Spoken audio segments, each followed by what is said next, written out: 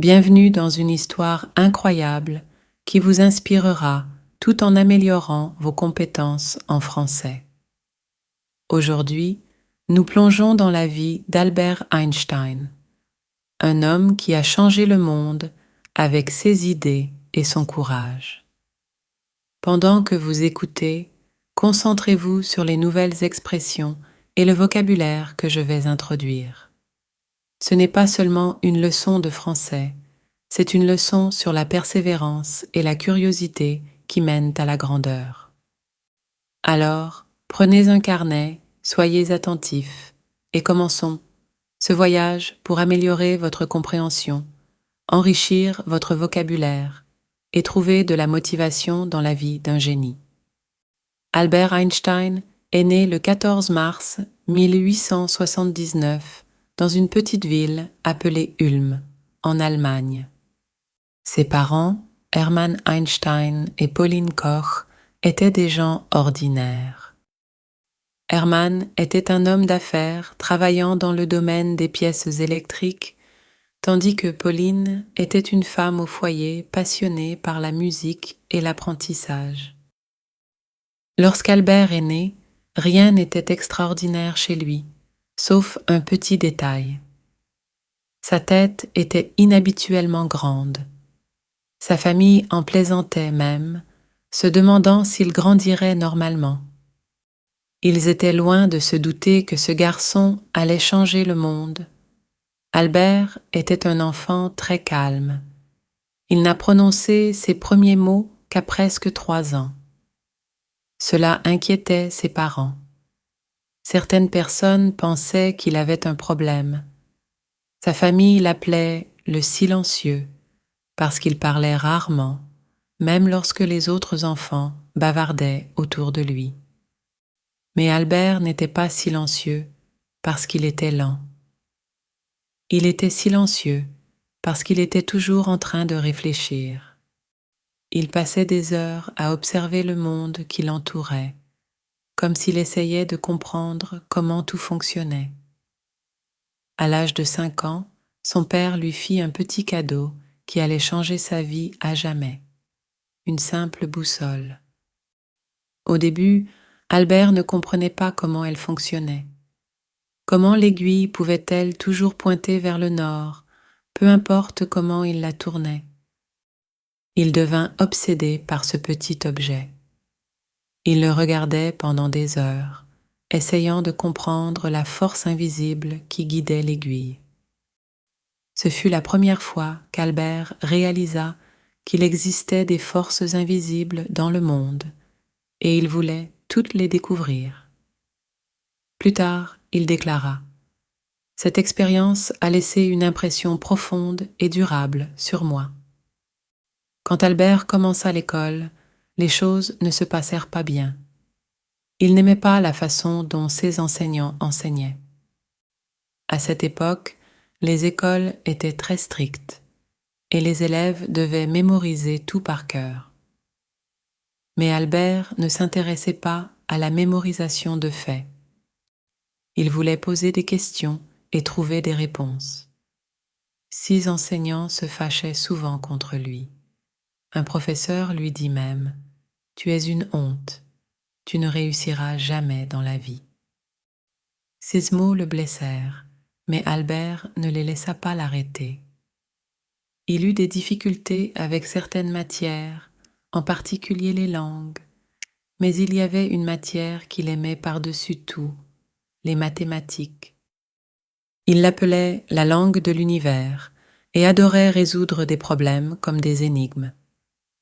Malgré ses difficultés à l'école, la famille d'Albert croyait en lui. Sa mère, Pauline, remarqua son amour pour la musique et l'encouragea à apprendre le violon. Au début, Albert n'aimait pas s'exercer, mais avec le temps, la musique devint pour lui un moyen de se détendre et de penser clairement. Son oncle Jacob joua également un rôle important dans le développement de son esprit. Jacob adorait les mathématiques et enseignait à Albert de manière ludique et créative. Il lui dit un jour: « Les mathématiques, c'est comme une chasse au trésor. Chaque problème est un indice qui te mène à la solution. Cette approche amusante fit tomber Albert amoureux des chiffres. Albert n'était pas comme les autres enfants. Pendant que les autres jouaient à des jeux, lui passait des heures à lire des livres et à imaginer comment le monde fonctionnait. Il aimait les histoires sur les grands scientifiques et rêvait souvent de faire ses propres découvertes. Un jour, en rentrant de l'école, Albert se demanda: que ressentirait-on si l'on chevauchait un rayon de lumière? Cette question resta avec lui pendant des années. Ce fut le début de son voyage pour comprendre la lumière, l'espace et le temps. À l'âge de 15 ans, la vie d'Albert prit un tournant difficile. L'entreprise de son père fit faillite et la famille dut déménager en Italie. Albert resta en Allemagne pour terminer ses études, mais il détestait être loin de sa famille. Il se sentait seul et malheureux. Finalement, Albert décida de quitter l'école sans terminer ses études. Il ne supportait plus les règles strictes et les enseignants sévères. À la place, il commença à étudier par lui-même. Il lisait des livres sur la science, la philosophie et les mathématiques, s'enseignant tout ce qu'il voulait savoir. C'était une décision risquée. Beaucoup pensaient qu'il avait ruiné son avenir en quittant l'école, mais Albert s'en moquait. Il croyait que l'apprentissage était plus important que de suivre les règles. À 16 ans, Albert écrivit son premier article scientifique. Ce n'était pas parfait, mais cela montrait son incroyable potentiel. Il postula également à une école prestigieuse en Suisse, l'École polytechnique fédérale de Zurich. Cependant, il échoua à l'examen d'entrée parce qu'il avait du mal avec les matières non scientifiques comme le français et l'histoire. Au lieu d'abandonner, Albert décida de réessayer. Il travailla plus dur que jamais, améliorant ses points faibles et refusant de laisser l'échec le définir. Les premières années de la vie d'Albert Einstein furent remplies de luttes et de doutes. Les gens ne le comprenaient pas et il fit face au rejet et à l'échec, mais il n'abandonna jamais. Sa curiosité, sa détermination et son amour de l'apprentissage le poussèrent à continuer. Albert Einstein était déterminé à réussir sa vie. Après avoir quitté l'Allemagne, il s'installa en Suisse, un pays connu pour son système éducatif moderne. La Suisse était différente de l'Allemagne. Les écoles y étaient moins strictes et les élèves étaient encouragés à penser librement. C'était exactement ce dont Albert avait besoin. À l'âge de 17 ans, Albert tenta de nouveau d'entrer à l'École polytechnique fédérale de Zurich. Cette fois, il réussit. Cependant, ses ennuis n'étaient pas terminés. Bien qu'il étudiait enfin dans l'une des meilleures écoles d'Europe, la nature rebelle d'Albert rendait son intégration difficile. Albert adorait étudier les mathématiques et la physique, mais il n'était pas intéressé par les autres matières.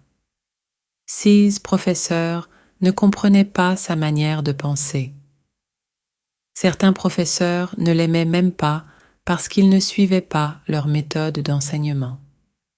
L'un d'eux lui dit: « Tu es un garçon intelligent, Einstein, mais tu manques de discipline. » Albert n'était pas le meilleur élève de sa classe. Il manquait souvent les cours et étudiait par lui-même. Alors que ses camarades suivaient le programme, Albert passait son temps à explorer des questions plus profondes. Qu'est-ce que la lumière? Comment fonctionne le temps? Pourquoi la gravité existe-t-elle? Ce n'étaient pas des questions ordinaires, et la plupart des gens n'avaient pas de réponse pour elles. Pendant son séjour à l'école polytechnique, Albert rencontra une jeune femme nommée Mileva Maric, la seule étudiante en physique de sa classe. Mileva était brillante et partageait la passion d'Albert pour la science. Tous deux devinrent proches, passant souvent des heures à discuter de théories scientifiques. Mileva n'était pas seulement une camarade de classe pour Albert. Elle devint sa plus proche confidente. Ils s'inspiraient mutuellement et rêvaient d'un avenir où ils pourraient faire des découvertes importantes ensemble. Albert lui écrivit un jour : « Ensemble, nous conquérons le monde de la science. » Cependant, leur relation n'était pas facile. Mileva faisait face à des critiques pour être une femme dans le domaine scientifique, et Albert avait des difficultés financières. Mais malgré les défis, ils se soutenaient et restaient concentrés sur leurs rêves. En 1900, à l'âge de 21 ans, Albert obtint son diplôme de physique à l'école polytechnique. Il était enthousiaste à l'idée de commencer sa carrière de scientifique, mais la vie en avait décidé autrement. Albert ne parvenait pas à trouver un emploi. Il postula dans plusieurs universités dans l'espoir de devenir professeur ou chercheur, mais il fut rejeté à chaque fois. Ses professeurs ne lui donnèrent pas de bonnes recommandations, car ils le trouvaient démotivé. Ce fut une période douloureuse pour Albert. Imaginez travailler dur pendant des années pour ensuite faire face à rejet après rejet. Mais Albert ne baissa pas les bras. À la place, il accepta tous les petits emplois qu'il pouvait trouver pour subvenir à ses besoins. En 1902, Albert trouva finalement un emploi comme commis au bureau des brevets à Berne, en Suisse. Son travail consistait à examiner les demandes de brevets et à décider si les inventions étaient originales. Ce n'était pas un travail prestigieux, et cela n'avait rien à voir avec la physique. Au début, Albert fut déçu. Il voulait être un scientifique, pas un employé de bureau. Mais au lieu de se plaindre, il tira le meilleur parti de sa situation. Ce travail lui offrait du temps libre, et il utilisa ce temps pour réfléchir à ses idées scientifiques. Albert commença à appeler le bureau des brevets son laboratoire de réflexion. Pendant qu'il examinait des brevets, il griffonnait secrètement ses pensées sur la nature de la lumière, du temps et de l'espace.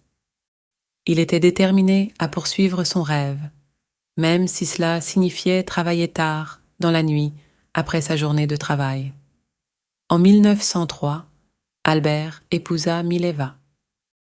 Le couple organisa un mariage simple et peu de temps après, ils eurent leur premier enfant, un fils nommé Hans Albert Einstein. Bien qu'ils étaient heureux ensemble, la vie n'était pas facile. Le salaire d'Albert en tant que commis n'était pas suffisant pour subvenir aux besoins de sa famille. Il vivait dans un petit appartement et avait du mal à joindre les deux bouts. Ses amis lui conseillaient souvent d'abandonner ses rêves scientifiques pour se concentrer sur son travail, mais Albert refusait. Il disait : « Je préfère lutter pour ma passion plutôt que de vivre confortablement sans but. » Malgré les difficultés, Albert continua de travailler sur ses théories. En 1905, à l'âge de 26 ans, il publia une série d'articles qui allaient changer le monde à jamais. Les scientifiques appellent cette année l'annus mirabilis ou l'année miraculeuse d'Einstein. 1. L'effet photoélectrique. Albert expliqua comment la lumière se comporte comme de minuscules particules appelées photons. Cette découverte lui vaudra plus tard le prix Nobel de physique. 2. Le mouvement brownien. Il prouva l'existence des atomes, une avancée révolutionnaire à l'époque. 3. La théorie spéciale de la relativité. C'était le travail le plus célèbre d'Albert. Il introduisit l'idée que le temps et l'espace sont relatifs et non absolus. De cette théorie découla l'équation célèbre E égale mc2 qui montra que l'énergie et la matière sont interchangeables. Ces articles bouleversèrent la communauté scientifique.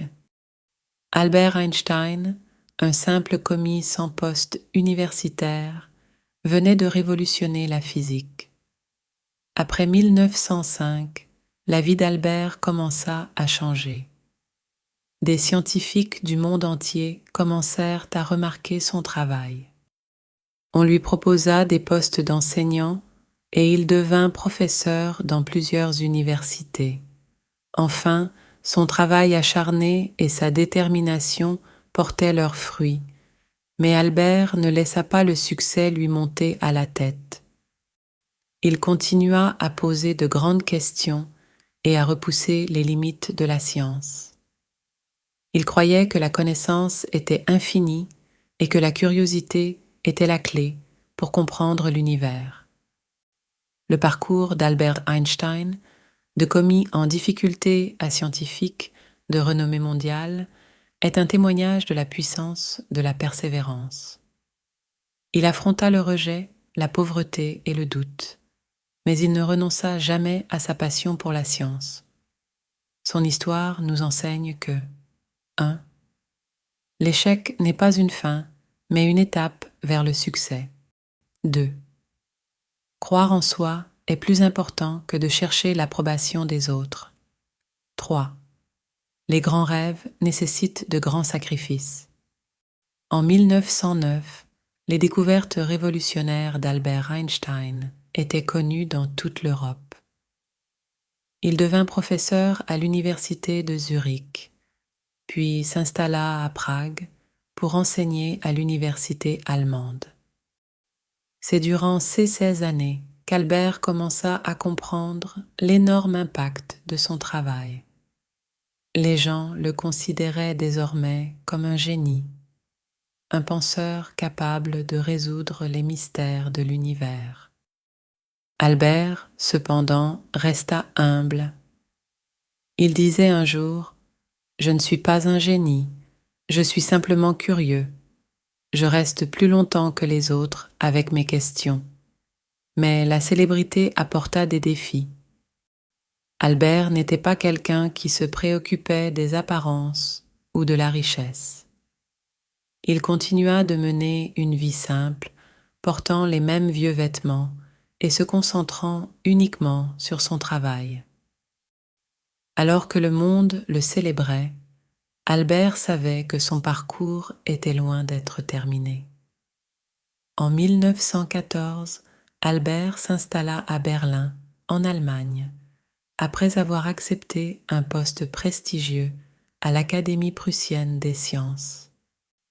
C'était un grand pas dans sa carrière, car il disposait désormais des ressources et de la liberté nécessaires pour se consacrer entièrement à la recherche. À cette époque, le monde changeait rapidement.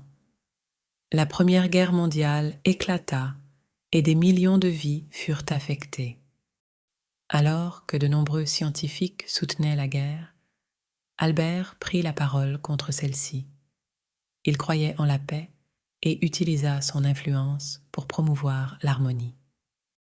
Pendant cette période, le mariage d'Albert avec Mileva commença à se détériorer. La pression de la célébrité, combinée à leurs difficultés financières passées, créa une distance entre eux. En 1919, ils divorcèrent, bien qu'Albert s'assura que Mileva et leur fils soient financièrement soutenus. La même année, quelque chose d'incroyable se produisit. Les scientifiques britanniques testèrent la théorie générale de la relativité d'Albert, sur laquelle ils travaillaient depuis 1915. Les résultats confirmèrent sa théorie. La gravité pouvait plier la lumière. C'était une découverte révolutionnaire qui changea notre façon de comprendre l'univers. La nouvelle se propagea comme une traînée de poudre. Albert Einstein devint une icône mondiale du jour au lendemain. Les journaux du monde entier publièrent des titres comme « La théorie d'Einstein, prouvée vraie ». Pour la première fois dans l'histoire, un scientifique était traité comme une célébrité. Lorsqu'on lui demanda comment il se sentait par rapport à sa célébrité, Albert répondit « Si mes théories sont prouvées fausses, les Américains diront que je suis allemand, et les Allemands diront que je suis juif. Si mes théories sont prouvées vraies, les Allemands diront que je suis allemand, et les Américains diront que je suis juif. » Cette déclaration reflétait l'esprit d'Albert et les défis auxquels il était confronté en tant que scientifique juif dans un monde rempli de préjugés. Dans les années 1920, Albert voyagea à travers le monde, donnant des conférences et rencontrant d'autres scientifiques. Il visita les États-Unis, le Japon et bien d'autres pays, partageant ses idées et inspirant la prochaine génération de penseurs. Albert utilisa sa célébrité pour plaider en faveur de la paix. Il s'éleva contre la guerre, disant « La paix ne peut pas être maintenue par la force. Elle ne peut être atteinte que par la compréhension. » Il soutenait également les droits des minorités et des réfugiés, devenant une voix pour ceux qui n'en avaient pas. Mais à mesure que sa célébrité grandissait, les critiques se faisaient aussi plus nombreuses. Certains l'accusaient d'être trop idéaliste, tandis que d'autres cherchaient à discréditer son travail. Albert affronta ces défis avec grâce, déclarant « Les grands esprits ont toujours rencontré une opposition violente de la part des esprits médiocres. » En 1933, l'ascension du régime nazi en Allemagne obligea Albert à fuir le pays. En tant que scientifique juif, il était en grand danger. Les nazis brûlèrent ses livres et qualifièrent ses théories de sciences juives. Albert partit pour Princeton, dans le New Jersey, aux États-Unis, où il rejoignit l'Institut d'études avancées. Il était profondément attristé par ce qui se passait en Allemagne, mais il resta plein d'espoir. Il disait « Au milieu de la difficulté réside l'opportunité. » Albert obtint la nationalité américaine en 1940 et passa le reste de sa vie aux États-Unis. Pendant la Seconde Guerre mondiale, Albert fut sollicité pour soutenir le développement de la bombe atomique. Bien qu'il n'eût aucun rôle direct dans sa création, sa célèbre équation E égale mc2 posa les bases de l'énergie nucléaire. Albert fut profondément troublé lorsqu'il apprit les bombardements d'Hiroshima et de Nagasaki en 1945. Il regrettait que son travail ait été utilisé pour la destruction et consacra le reste de sa vie à plaider en faveur du désarmement nucléaire. Il disait « L'humanité a inventé la bombe atomique, mais aucun rat ne construirait jamais un piège à souris. Même en étant l'une des personnes les plus célèbres du monde, Albert menait une vie simple et humble. Il refusait de posséder une voiture, ne portait pas de chaussettes et passait souvent du temps à naviguer, bien qu'il ne sache pas nager. La curiosité d'Albert ne faiblit jamais. Il continuait à poser des questions sur l'univers, de la nature des trous noirs à la possibilité des voyages dans le temps. Il croyait qu'il y avait toujours plus à apprendre. Dans ces dernières années, Albert se concentra sur l'unification des forces de la nature en une seule théorie, un défi qui reste non résolu à ce jour. Bien que sa santé commençât à se détériorer, il continua de travailler jusqu'à son dernier souffle. Le 18 avril 1955, Albert Einstein décéda à l'âge de 76 ans. Ses derniers mots, prononcés en allemand, ne furent jamais enregistrés, car l'infirmière à ses côtés ne comprenait pas la langue. Les contributions d'Albert Einstein à la science, à la paix et à l'humanité restent inégalées. Son histoire nous rappelle que 1. Les luttes forgent la grandeur. Albert a affronté le rejet, le ridicule et la guerre, mais il n'a jamais abandonné ses rêves. 2. La curiosité pousse au progrès. Il nous a appris à tout remettre en question et à chercher des réponses, peu importe leurs difficultés. 3. L'humilité est puissante. Malgré sa célébrité, Albert est resté humble, montrant que la véritable grandeur réside dans la simplicité. Aujourd'hui, son nom est synonyme de génie, mais son histoire parle de bien plus que de l'intelligence. Elle parle de persévérance, de courage et de la conviction qu'une personne peut changer le monde. La vie d'Albert Einstein est la preuve que la grandeur ne réside pas dans la perfection. Elle réside dans la passion, la persévérance et le courage de défier l'impossible. Ces paroles résonnent encore aujourd'hui. Essayez de ne pas devenir une personne de succès, mais plutôt une personne de valeur.